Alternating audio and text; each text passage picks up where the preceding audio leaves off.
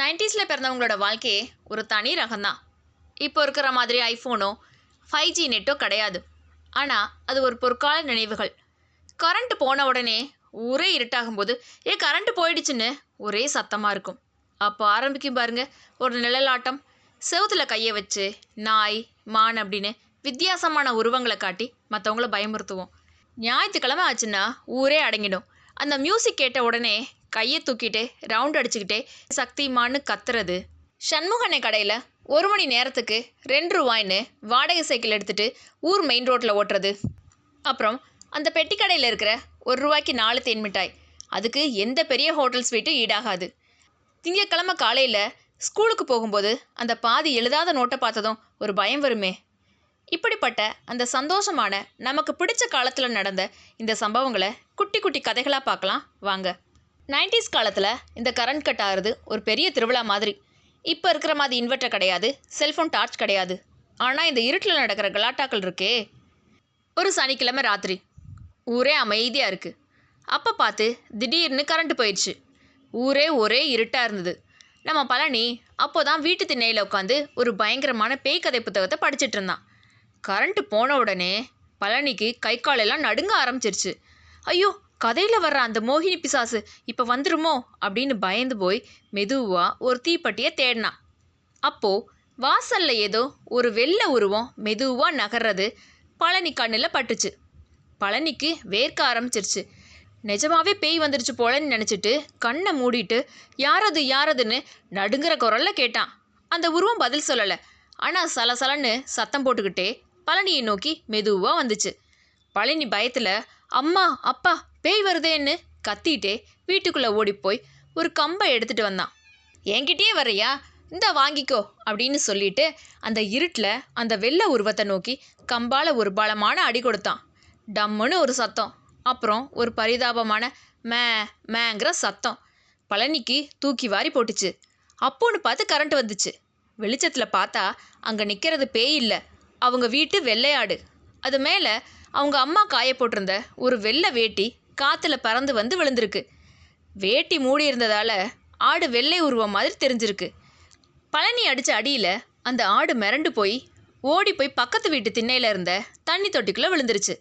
அப்போ அங்கே வந்த பழனியோட அப்பா, என்னடா பழனி இங்கே என்ன சத்தம்னு கேட்டார். பழனி அசடு வழிஞ்சிக்கிட்டே சொன்னான், அது ஒன்றும் இல்லைப்பா, கரண்ட்டு போன உடனே ஆட்டுக்கு ரொம்ப வேர்க்குது போல், அதான் ஸ்விம்மிங் பூலுக்கு போகுது, நான் தான் அதுக்கு வழிகாட்டிகிட்டு இருந்தேன்னு சொன்னான். அப்பாவுக்கு விஷயம் புரிஞ்சு போச்சு.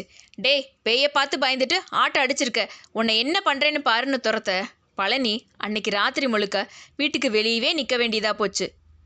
90s காலத்தில் இந்த சக்திமான் சீரியலை பார்க்கறதுக்காக ஊரே டிவி முன்னாடி தான் இருக்கும்.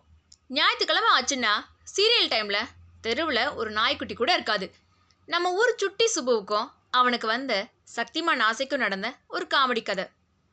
ஒரு ஞாயிற்றுக்கிழமை காலையில் சுப்பு அவங்க வீட்டில் உட்காந்து சக்திமான் சீரியலை ரொம்ப ஆவலாக பார்த்துட்டு இருந்தான்.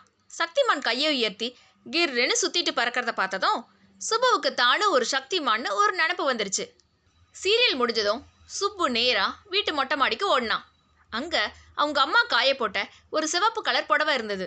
இதுதான் நம்ம சக்திமான் கோட்டு அப்படின்னு நினச்சிட்டு அந்த புடவைய தன்னோட கழுத்தில் ஒரு முடிச்சு போட்டு மாட்டிட்டான். மற்ற பசங்க முன்னாடி தன்னோட வீரத்தை காட்டணும்னு தெருவில் நின்றுட்டு இருந்த மாறி பழனியெல்லாம் கூப்பிட்டான். டேய், இன்னைக்கு பாருங்க உங்கள் சுப்பு எப்படி பறக்க போகிறான்னு அப்படின்னு சொன்னான். சுப்பு ஒரு பெரிய கல் மேலே ஏறி நின்றுட்டு கையை உயர்த்தி வேகமாக சுற்ற ஆரம்பித்தான். ஒரு 4-5 சுற்றின உடனே தலை சுற்ற ஆரம்பிச்சிருச்சு.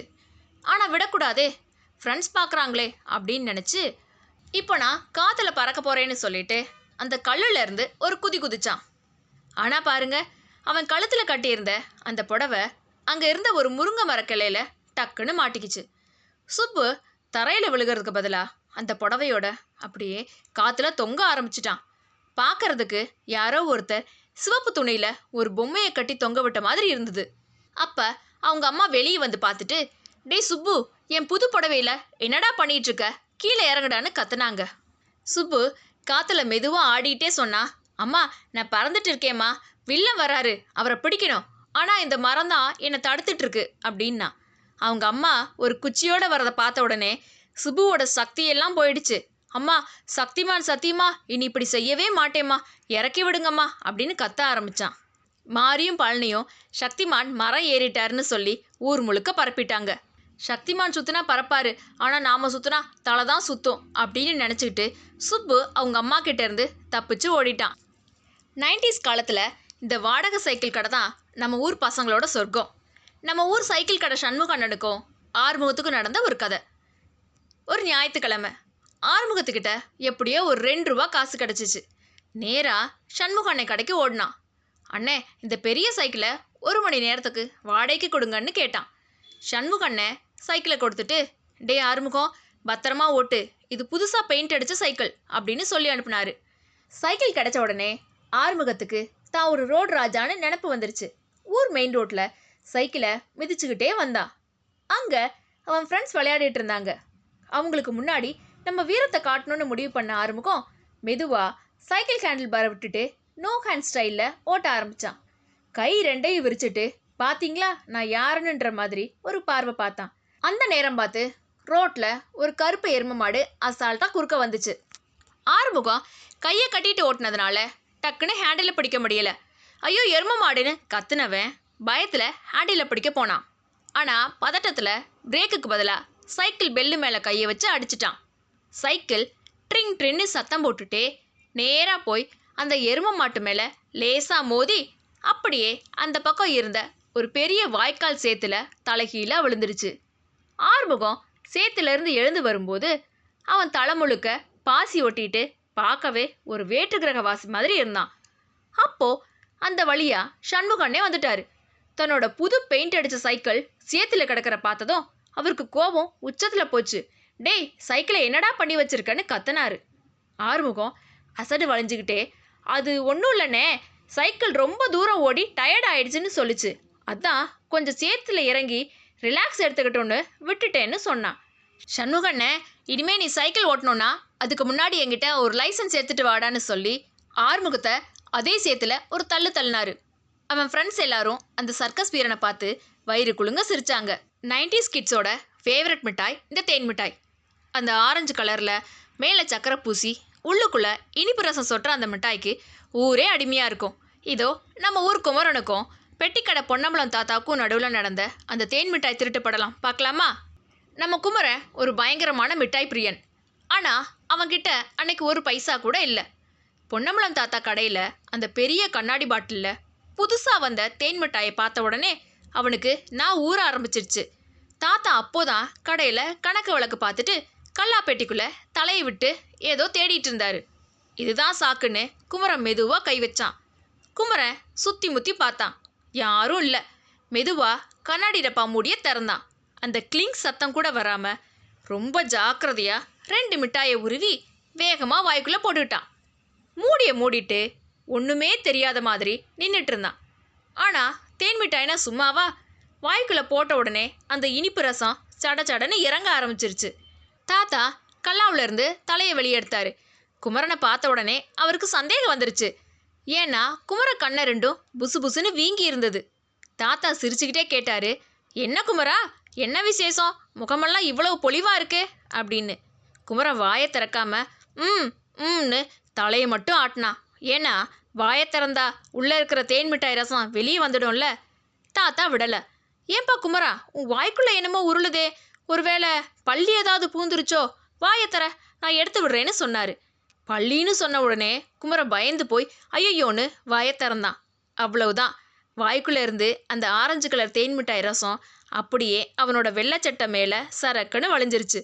தாத்தா விழுந்து விழுந்து சிரிச்சாரு. என்னடா குமரா, தேன் மிட்டாய் திருடினதுக்கு உன் சட்டையே சாட்சி சொல்லுதேன்னாரு. குமரன் அசடு வளைஞ்சிக்கிட்டே, அது தாத்தா, மிட்டாய் டப்பாக்குள்ளே எறும்பு புகுந்துருச்சு, அதை வெளியே எடுக்கலான்னு தான் கை வச்சேன். ஆனால் அந்த எறும்பு மிட்டாய் மேலே ஏறி இருந்ததா, எறும்பை காப்பாற்ற போய் மிட்டாய் வாய்க்குள்ளே போயிருச்சுன்னு ஒரு உலகமாக பொய்ய சொன்னான். தாத்தா சிரிச்சிட்டே சொன்னார், சரிப்பா, அந்த எறும்பை காப்பாற்றினதுக்கு கூலியா உன் கையில் இருக்கிற அந்த பழைய பம்பரத்தை கொடுத்துட்டு போயிடு அப்படின்னு. அன்னைக்கு தேன் மிட்டாய்க்காக குமரன் தன்னோட உயிரான பம்பரத்தை தியாகம் பண்ண வேண்டியதாக போச்சு. ஆனந்துக்கு ஞாயிற்றுக்கிழமை ஆனால் போதும் உலகத்தில் இருக்கிற எல்லா விளையாட்டும் ஞாபகம் வரும். ஆனால் திங்கக்கிழமை காலையில் தான் கணக்கு நோட்டில் 20 கணக்கு போடணுங்கிற கசப்பான உண்மையும் ஞாபகத்துக்கு வரும். அன்னைக்கும் அப்படிதான். ஸ்கூலுக்கு போகிற வரைக்கும் ஒரு கணக்கு கூட போடலை. கணக்கு வாத்தியார் எல்லாரும் ஹோம்ஒர்க் நோட்டை பெஞ்ச் மேலே வைங்கடா அப்படின்னு சொன்னப்போ ஆனந்துக்கு பயம் வந்துடுச்சு. வாத்தியார் ஒவ்வொரு பெஞ்சாக வந்துட்டு இருந்தாரு. அப்போது ஆனந்த் மெதுவாக தன்னோட நோட்டை எடுத்து அதோட ஒரு பக்கத்தை மட்டும் கசகசன்னு கழித்து லேசாக வாயில் போட்டு மென்னுட்டான். வாத்தியார் அவன் பெஞ்சுக்கு வந்தப்போ ஆனந்த் அழுதுகிட்டே நின்னான். என்னடா ஆனந்த், நோட்டு எங்கன்னு கேட்டார். ஆனந்த் தேம்பி தேம்பி அழுதுகிட்டே சொன்னான். சார், நான் நேற்று ராத்திரி முழுக்க கஷ்டப்பட்டு ஹோம்ஒர்க் போட்டேன் சார். ஆனால் காலையில் எங்கள் வீட்டு வெள்ளை ஆட்டுக்குட்டிக்கு என்ன ஆச்சோ தெரியல, என் கணக்கு நோட்டை பச்சை புல்லுன்னு நினச்சி தின்னுடுச்சு சார் அப்படின்னா. வாத்தியார் நம்பாமல், என்னது, ஆடு நோட்டை தின்னுடுச்சா? அது எப்படிடா கணக்கு நோட்டை மட்டும் தேடி பிடிச்சி தின்னும் அப்படின்னு கேட்டார். ஆனந்த் சளைக்காமல் சொன்னான். சார், நான் போட்ட கணக்கில் வட்டி கணக்கு நிறைய இருந்தது சார். அந்த வட்டி வாசனை ஆட்டுக்குட்டிக்கு ரொம்ப பிடிச்சி போச்சு போல சார். அதான் மற்ற எல்லா நோட்டையும் விட்டுட்டு இதை மட்டும் ருசிச்சு தின்னுடுச்சு. வேணும்னா பாருங்க சார், அந்த ஆடு சாப்பிட்ட மிச்சம்தான் இதுன்னு சொல்லி பாதியாக கிழிஞ்ச ஒரு பேப்பரை நீட்டினான். வாத்தியார் அந்த பேப்பரை வாங்கி பார்த்தாரு. அதில் கணக்கு இல்லை, ஆனந்த் வரைஞ்சி வச்சுருந்த ஒரு ஸ்பைடர்மேன் படம் தான் இருந்தது. ஆனந்த், உங்கள் வீட்டு ஆட்டுக்குட்டி ரொம்ப அறிவாளி போல. கணக்கு நோட்டை தின்னாலும் அதில் இருக்கிற ஸ்பைடர்மேனை மட்டும் அப்படியே துப்பிரிச்சு பாரு. இப்போது அந்த ஆடு மாதிரி நீயும் இந்த மைதானத்தில் இருக்கிற எல்லா புள்ளையும் மேய்ஞ்சு சுத்தம் பண்ணுற, அதுதான் உனக்கு தண்டனை அப்படின்னு சொன்னார். ஆனந்த் அன்னைக்கு மதியம் வரைக்கும் மைதானத்தில் மேன்னு கத்திக்கிட்டே புள்ள பிடுங்கிட்டு இருந்தான். அப்போது அங்கே வந்து அவனோட நண்பன் பழனி கேட்டான். என்னடா ஆனந்த், நிஜமாவே ஆடு நோட்டை தின்னுடுச்சா அப்படின்னு.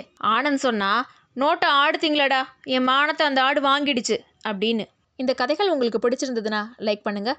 மீண்டும் மற்றொரு கதையோடு சந்திப்போம். நன்றி.